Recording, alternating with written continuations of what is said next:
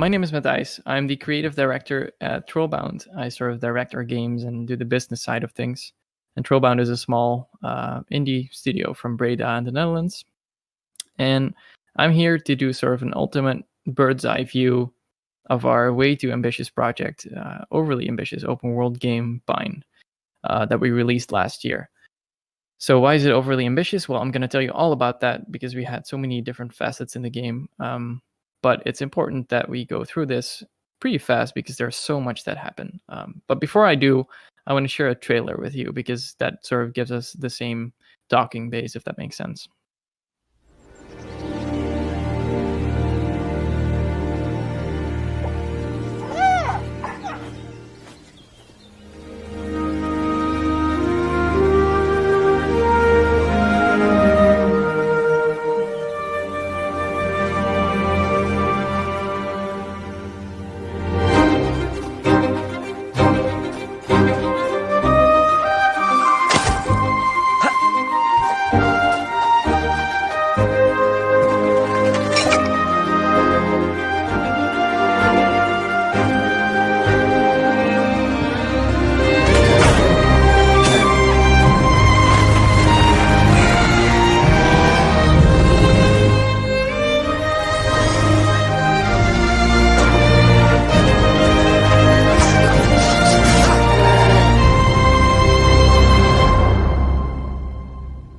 So I just want to tell you about Bind, right? Bind is a 3D open world action adventure game, which is quite a mouthful. And it's set in a world with an alternate evolution. So in this world, the humans never reached the top of the food chain, but all kinds of other animals did. And they got a chance to develop a culture, and you as a player have to be dropped into that stirring ecology to get to your quest and your quest goals. The simulated ecology is sort of at the heart of Bind, which means that there's 5 factions that are constantly fighting over food and resources and territory and survival, with a theme of evolution around it. And you as a player can help them evolve and upgrade their villages, or you can just take them down completely and even eradicate them from the island for a certain period of time.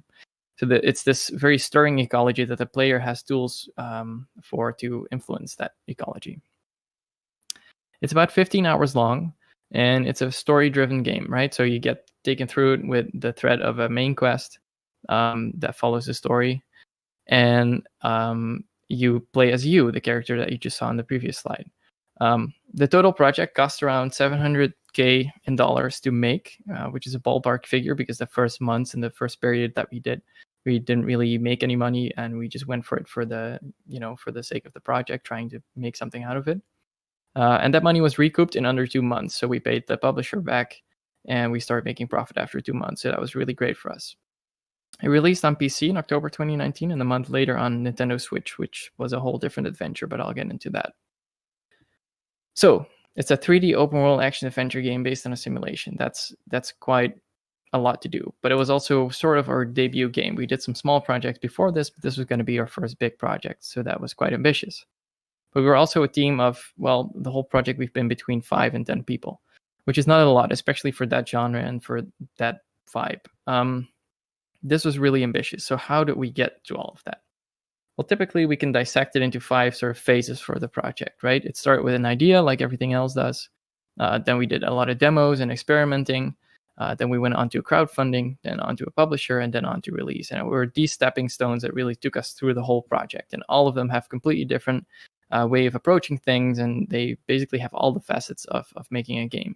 So by taking you through that, we can hopefully give you an idea of what it was like to make a game like this that was so ambitious. So at the end of the project, we did a very long post-mortem session with the whole team. And it basically, without ever discussing these pillars before starting the game, we realized that throughout the whole project, we had been holding on to 3 very important things for us. One of them was that we were going to be risk averse on a personal level, right? It's fine to take risks as an entrepreneur, but we said we don't want to be, 100K in debt, each of us personally, at the end of this project. We always want to keep the risk away from us. Even though we didn't have the finances to start a BV, and we were always a VOF, the Dutch partnership, it was important that we could keep that risk away however way we could. We also wanted to lean on opportunities. I'm not super good with all these biz dev terms like lean business, etc., but I believe that we did this quite right, which is that we only took the opportunities as they seemed probable and as we could lean on them, right? Instead of just taking a deep dive into something and you don't know how it's going to turn out. We also, lastly, wanted to really embrace how unique our situation is throughout the whole project, because doing a game like this, which is sort of a dream project for a lot of game devs, being able to do that already with your friends is just amazing. So a lot of our decisions also came from the fact, like, let's just try this as long as we, keep the risk away and we lean on the opportunities. So everything starts with an idea, right? In the case of Pine, it started off with the idea of changing and thinking enemies. We were thinking, what if in a lot of games you have 10 enemies, they run at you, all 10 of them, you slash them down, and then, or maybe the first 9 and the 10th will do the exact same thing. So what if they actually start thinking for themselves and start observing that? That was sort of the initial idea. And the theme of evolution and creatures evolving to think about things, that's where it basically started. This was too technical of a nature, so throughout the project, it sort of shifted into what if the enemies or the AI in the world in an action-adventure game have lives and goals and quests of their own, right? What if they are completely independent of the player? So we make a world-centric game rather than a player-centric game. But ideas are extremely cheap. We can never stress this enough, right? There's so much that comes into play, right? The technical challenges, the general scope of the project, the genre that you want to build it in, the pipelines that you're going to use, the coherency of everything, like the theme, the story, the graphics, etc., the art style in general, the theme of the narrative and everything that you're building, inspirations, what games are inspiring this project, but also the game structure and the funding. And especially the last one, if you start a small business, that's basically a main threat that you're always going to run after, the funding. Because without that, there's nothing to do. And even though it's fun to make a project within school and stuff, you also want to start living and actually, get a salary. So funding is always going to be the main challenge for a lot of startups, obviously. So after the idea and having a grasp on what we wanted to make, which was a 3D action adventure game, based around this idea of change and simulation, we started making demos and experimentation. Now, we had the great fortune that we were in school, and that as a graduation project, we could start doing Pine. So throughout this whole project, we basically got 13 weeks to build a demo that would roughly resemble or start being something like the idea that we had for Pine. So we started off with that technical sense of, these enemies and they're changing and how to communicate that to players. And as you can see, the first week's very crude. We had a character, we had some slashing, we had a very crude health bar as well, all in different stages so that we could do some analysis and some research on that. But it grew out more and more to be this more of the action adventure game that you have come to know from the popular genre, right? And we realized pretty quickly on that we got a lot of attention for, just making a 3D action adventure game in a setting like this. So once we started adding the trees and the rocks, everything felt like, hey, this needs a bit more than just that technical nature of, the changing enemies. We need to pour this into an actual experience that people will like. And that became the biggest challenge, like figuring out how to balance this USP, which is going to be difficult to do with sort of the simulation ecology idea on the background with the normal mechanics of an action adventure game. As you can see here, week 7, started adding some effects. That sweet god dust, right? Everyone has put that in their games at some point. And as the demo progressed, we started putting in characters as well. And we realized what a big asset those characters could be. Here it's still cubes, very reflective cubes. And you can shoot them, you can hit them, and they would actually adapt to that a little bit. And the different stages that you would meet them, they would change their behavior slightly on that. This demo was going to have 3 stages. And the 3rd stage would have all the enemies of the game combined. And the ones that you had been doing well against would be the boss at the top of the mountain. So there already was that small idea of simulation and sort of, trying to read the world and read what the player is doing within this world to dictate how the story or how the game is progressing. So this was a pretty popular demo. The nice thing about this graduation and demo was that we had the safety of school, right? We had no risk. If this didn't turn out right, cool. We graduated. We had a nice diploma. We could look for some other work somewhere else. We had funding by INDIGO, as the Dutch call it, which is basically the study finance. Just us living out of the INDIGO pocket meant that we had no risk. We had no salary to uphold or anything. We just wanted to try this for the sake of it. It was also 3 months. It was time boxed, right? This couldn't spiral out of control because stuff like this is never finished. We just had to finish something. And we took a conference as a deadline, which was and always has been a really important thing for us, because it makes finishing a demo and finishing something a real thing, because you can imagine how people are going to play it, right? And that's really important. So in the end, we got an award at the Unity Awards in 2016 in Los Angeles with Pine with a demo. And even though it was a pretty crude demo, we thought, okay, there's really something here, something we should do something with. So then it was on to, okay, how are we going to start this? How are we in any way going to get enough funding to even begin this project, right? And the thing that popped up in our mind pretty soon was crowdfunding, because if we could show that people were interested in the game, then probably later on we could show a publisher that people were interested as well. And with crowdfunding, we could get an actual kickstart, right? So you have the audience check, like, is this a thing people actually want? It was an actual financial kickstart, like we had no money and we needed some money to start off. It showed the potential to the publishers, but also Kickstarter in this sense was all or nothing, right? So again, no risk. If we didn't make it, who cares? We just lost a few months and it was fun, but we're stopping. However, if we do make it, there's still no legal obligations. However bad that may sound, it's important for us that we took that risk away. It's only a moral commitment on Kickstarter. If things would go completely wrong or we couldn't find a publisher after all to finish it up, it would have been very sad and not good for your name, obviously, but it would still be possible to continue. So right around that corner came an opportunity. It's called the Square Enix Collective, which is basically Square Enix decided, hey, why don't we help games that want to get kickstarted by doing a pre-Kickstarter where people can vote on if they would back this project or not. So no money was involved, but you could, practice your pitch and show to people what you're going to put on Kickstarter, and they could vote through that. So this was a good marketing opportunity as well. We got an overwhelming positive response, but also it was a really good preparation for us on, what we needed to actually develop there. So we developed all these visual prototypes that were basically showing the game in a bigger sense, right? For example, what would it look like in an open world scenario with villages and these enemies actually having those goals of their own, a bit of gathering, stuff like that. This was really important for us because we could, start getting a feel of how to build this stuff, and for players to see, how it would turn out in the end.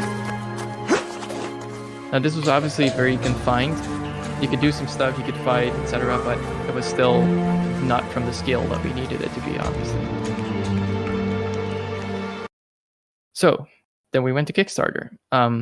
That's basically a month of this feeling, right? It's a constant dread of, oh, we're not going to make it. Oh, we are going to make it. This is a good thing. This is a bad thing. But ultimately, you just got to pull through and stick to the statistics, right? Because as it turns out, like the start of a campaign should be very healthy. Within a few days, you should get around 30% of your campaign goal. If you have that, you will start seeing the graph go a bit flat, and it will go flat and flat and flatter. And that's really scary because you think, oh, we're never going to make it even though we had such a good start. But as it turns out, that's actually a pretty healthy graph for a Kickstarter, because near the end, you will get another peak of people thinking, oh, this is almost done. I need to back this still, right? Or, oh, it's almost making it, etc. So in the end, we made about 121,000 euros, which was really nice because this was the perfect kickstart for us. But then the real fun starts because you have 121K, but you still need quite a bit of time to go, right? 6 people. We wanted to go to 7 people. We really needed some extra support on the design and content side. And yeah, you do the math. I mean, 121K, it's 90K after the taxes and the cuts that Kickstarter takes. At least 1.5 years to go. Like, we don't mind if we don't have a full salary, but we needed to not go bankrupt. And also there was a slight risk of, if any one of us was falling away, then how were we supposed to be catching that, right? How were we gonna solve that? But also a publisher gives us more reach and more experience, right? This is our debut game. The idea of indies being completely independent seems a bit outdated, at least to me. Because why would you not lean on a company that's focused and experienced in trying to reach people and having that experience of the industry a bit more? They can give you security, basically. So for this, again, nicely, the demo that we had to make for Kickstarter, people aligned with the demo that we wanted to make for publishers, which was much more focused on the actual open world. Here you can see the whole game is actually running on the open world island. So this was the first time we were taking it out of very boxed experiences and videos, and people could play this. There's even a bit of questing in there, a bit of gathering, sort of outdated character model, but at least it was pretty clear where we're going with this. This wasn't the full simulation running in the background. That was still a big technical challenge. But at least we simulated the simulation here so that we could get an idea of how this worked for the player. There were a lot of things that we learned from this. For example, that we had to redo the sprinting animation that you'll see in a second.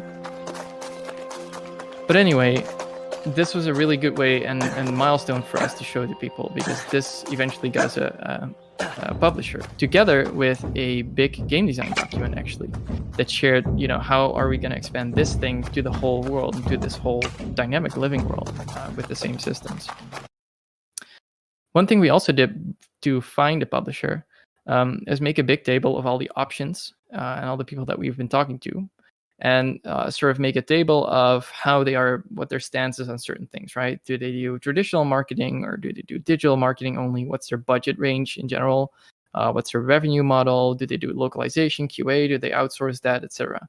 And this way we could get a good overview of where everyone was standing, what the best choice would be. I can definitely recommend it. It took us about 4 to 8 months in the end to find a publisher, and this is a pretty big range, but it's a bit hard to say because you talk to publishers at different events and at different times in a project. But to actually get to a point of signing, that really took a few months from getting the first draft contract to actually signing it. So this is definitely time you need to take into account. If you need a publisher, you need to start pretty soon, unless you have something that is so good or you have such a track record that you're confident you can do it in a month. But especially with a debut game as a young studio, it's definitely some time to take into account. In the end, we ended up with Congregate Publishing. Maybe from the get-go, not the most obvious choice, but we had such a good click with them because they were so nice, but also because they really dived into the whole design of it and the creative aspect of it. And they could really see what we were trying to do here, even though it was super ambitious and pretty dangerous, actually. However, while signing, there was still a lot of simulation details to figure out. The whole questing system wasn't there because, well, not in a fully fledged way, because that was supposed to be an umbrella over all the other systems, so how do you do that? Performance was quite scary, obviously. This is 2 programmers working on a open world of 4 square kilometers with a simulation running in the background. It's kind of miraculous that they pulled it off, but they did in the end. But we were wondering at this point, are these ambitions really getting too much? But, we had those pillars that we wanted to stick on to. Not explicitly, as I mentioned, we never discussed them, but there was a general sense that, wow, it's really crazy that we got this far. We should definitely, obviously, see it through to release and see what happens. But this is an opportunity we might never get again, so let's go for it. So we started gearing up for release. There's a lot of things that you have to juggle towards release, right? We had a bit of security because of the publisher. They were paying us and we could just, go for it with them. They gave great feedback. They had a good network, etc. But there's the development side of things. There's a bit of marketing. You do want to keep showing your own face, right? You want to not just disappear from the stage and let the publishers take over. You kind of want to have your own name out there as well. There's also a community, especially in our case, 4,000 backers waiting for updates and waiting for stuff to happen. And then there's sort of the human resources, as you may call it, which is, I guess, us. Like, we didn't want to die, basically. The development, as I said, the simulation, the villages, that was a big challenge for us. This was constantly running in the background, and the main bottleneck was the tech, the programming, because everything that we built needed to be tested, needed to be super performant, because, otherwise this whole system will completely break. On the marketing side, every now and then we had to make a trailer, which we didn't calculate in the initial planning, but we really wanted to do it ourselves because we wanted to get good at it, but also because we kind of felt like explaining to someone what the idea of the game was, even though it wasn't fully playable yet, was going to take us as much time anyway. We got into the Nintendo Spring Showcase of 2019, which was great. So we spent a lot of time in that trailer. The trailer was done for 8 months at that point, but still, it's this stuff that you don't calculate for, that you just need to bring into your schedule somehow. On the community side, as I said, we need to keep updating the Kickstarter people at least. And on Twitter, we have a few thousand followers. We wanted to keep them updated, so we've always kept a very open development for this.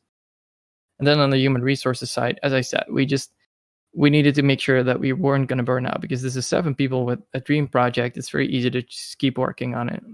But I'm happy to say that we kind of kept it within boundaries, I would say. Not all of us, but it wasn't as crazy as the stories that you sometimes hear in AAA. And this was important because we could learn from this as well and do it even better the next time. In the end, it launched on Steam with a lot of success, luckily. It was in the top global sellers for a few days straight. We even beat the Valve Index VR kit, which I have somewhere as a certificate on my wall. But it was a really successful launch on PC, which helped to recoup a lot. Also, GOG was a really nice one. We got a lot of featuring on there between Cyberpunk and Indivisible and Trine. So yeah, good stuff all around on PC. However, the Switch launch was a whole different beast. Just a bit before release, we heard that the Switch port wasn't going to be done in time for the launch. So we had to extend it a little bit, but it was still very troublesome on a technical level. And this was because we were lagging behind on the schedule quite a bit, quite often as well, right? We didn't really know. We weren't always at the milestone that we should be. So there was still a lot of stuff coming in, even though, Switch needs a lot more time with certification, etc. Then the day 1 patch was not marked for release. So the reviewers and also the people who bought it early never saw that patch, which was hugely problematic because it was barely working. It barely got through a lot check, and there were the wrong screenshots in the eShop somehow. So that was a great day, as you can imagine. Basically, what we needed to do was just do damage control on all sides, right? In the end, it's interesting because this is a screenshot from the Switch version. It's obviously a lot less dense, but it works, and it's pretty special that it runs on Switch, and people are enjoying it. And especially because there's no review culture in the eShop, and there's a much larger casual audience, the game actually is selling better than on PC. Obviously, we're hearing the feedback, and we're definitely updating it still ourselves. We just upgraded the whole Pine engine to a newer version of Unity to make the performance better. We're making the world denser, etc. Like, we're really invested in making this better, but it's interesting to see that even with a broken release, it still did really well. So, what a ride, am I right? It's been quite the adventure with many facets, left and right. Just going through crowdfunding, going through Kickstarter, going through publishers, going through release, console releases, etc. It basically showed us all the aspects of game development in a 4 or 3.5 year period. And all that we can do now is just take all this information, share it with some people, and also do better next time on a lot of aspects. But I think we can't really complain with what we did with Pine. So yeah, we're pretty proud of it. And again, in the end, we kept it risk averse on a personal level, right? The risk was always either there was no risk, like it doesn't matter if this stops now or not, which was before the crowdfunding. Even after crowdfunding, it was like, okay, maybe this still goes wrong, but it doesn't matter that much. And then the risk after that was more in the publisher who invested in us, because we didn't have a big debt or anything. This was just something that we were going to try together. We leaned on the opportunities as they came along. I must say that I think Pine generated opportunities pretty easily if I compare it to other games that I know of or games that I worked on, because of its visual style and its sort of appeal. And I also think it's one of the cheapest open world action adventure games ever made. So this really helped with finding publishers and getting all those opportunities on a more business side of things. And we just embraced how unique our situation is, because it was just a lot of fun. And every time something happened, like we got invited to Day of the Devs in San Francisco, we just went there with so much fun and so much enthusiasm, because you never know if you're ever gonna get all this stuff again. So just enjoying it was really important as well. One last thing I want to really share is a definition of luck. A lot of people always say luck is heavily involved in game development, but recently I came across, I think is the founder of CD Projekt Red, the studio behind The Witcher and Cyberpunk, who said, I'd like to define luck as preparation meets opportunity. That really strikes me because it gives a more active hand in the luck that you're having, right? Opportunities can come by at any point. You sometimes literally don't know where it's going to come from or how.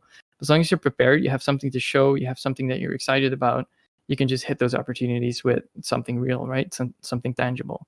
And I like that better as a definition of luck, because luck seems like things just rain down on you and it just happens. But it's a lot of the preparation is important as well. Just always be ready for an opportunity, basically.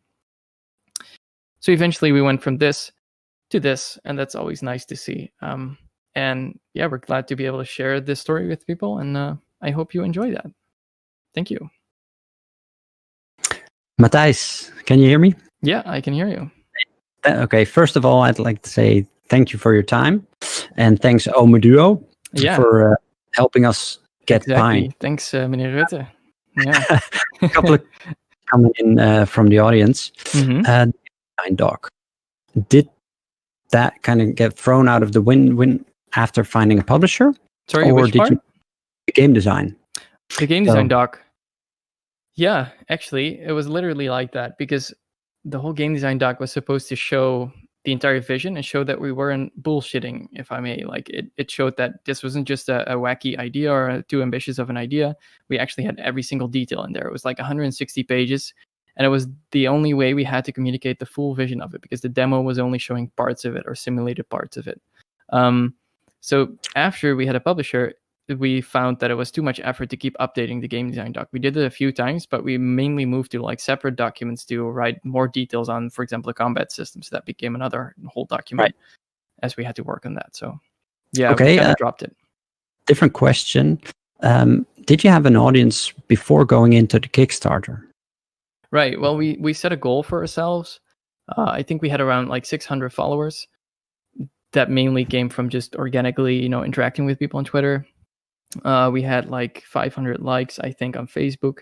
And through the Square Enix collective thing, well, one thing we did have was an email list, because we shared the demo that we did in school. We shared that online, and we get like 3,000 people on an email list who were eagerly waiting for that. And those things combined, we just wanted to hit a few milestones, right? So we wanted 1,000 Twitter followers and 1,000 Facebook likes before going into Kickstarter. There are some companies that actually wait for that and have that as the main line before going into Kickstarter. But for us, it was more like, we need to really go onto Kickstarter right now. Otherwise, our funding otherwise this has no point. We really need to go now. But luckily, we were hitting sort of those milestones. We were getting there a bit. All right. And one more question is about the people. Mm-hmm. You have trouble finding people. You talked about it being a student from the start. Yeah, I didn't really go into that much, but we were 5 classmates who needed to graduate in each their own department. So that was animation, character art, design, programming, and environment art. That was sort of the core base. And then we had 2 classmates who would like to join, but they had other opportunities as well. So they first went actually to work in AAA a bit. Before coming back to us. So they were all basically classmates, so that was really easy to find. But also we need to find people who were okay with, taking a bit of risk of, we couldn't absolutely deliver a competitive salary or anything. We were just staying alive while making this weird, crazy, ambitious thing. So I don't think we would have been able to find real veterans or any real experienced people who were looking for a more serious job, if that makes sense. But we were able to just work with the friends that we knew, basically, that had necessary experience as well. All right, that's all we have time for today. Thank you so much for being here. Yeah, well, my pleasure. Thank you.